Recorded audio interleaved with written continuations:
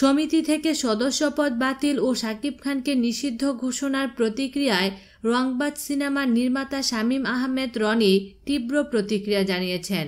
ধারণা করা হচ্ছে পরিচালক সমিতির সভাপতি বদিউল আলম খোকনকে লক্ষ্য করে তার এই প্রতিক্রিয়া। চ্যালেঞ্জ ছুড়ে দিয়ে রনি বলেন, পারলে ঠেকাক তিনি।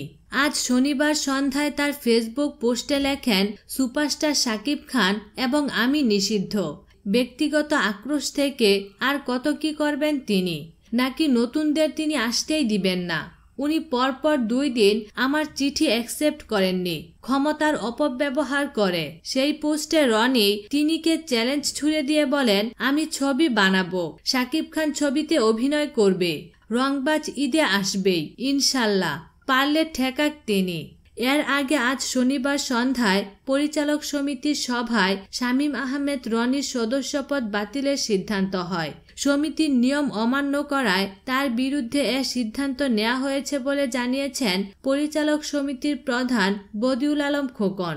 তিনি আরও জানান, পরিচালক সমিতির গঠনতন্ত্রের 5 ক ধারার সূত্রে শামীম আহমেদ রনির পরিচালক সমিতির সদস্যপদ বাতিল ঘোষণা করা হয়েছে। পাশাপাশি 7 কার্যদিবসের মধ্যে রনিকে দেওয়া পরিচালক সমিতির পরিচয়পত্র এবং এফডিসির গেট পাস সমিতির কার্যালয়ে জমা দিতে বলা হয়েছে।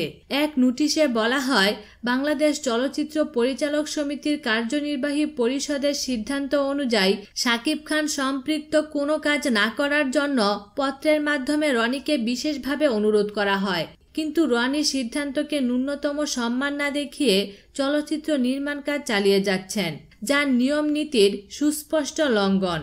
এছাড়া সমিতি কর্তৃক রংবাজ শিরোনামের সিনেমায় যে সনদপত্র দেয়া হয়েছে তাতে উল্লেখ রয়েছে, বিদেশি শিল্পী ব্যবহারের ক্ষেত্রে সরকারি নিয়ম নীতি যেন অবশ্যই মেনে চলা হয়। কিন্তু সেই নিয়ম নীতি বরখেলাপ করেছেন শামীম আহমেদ রনি।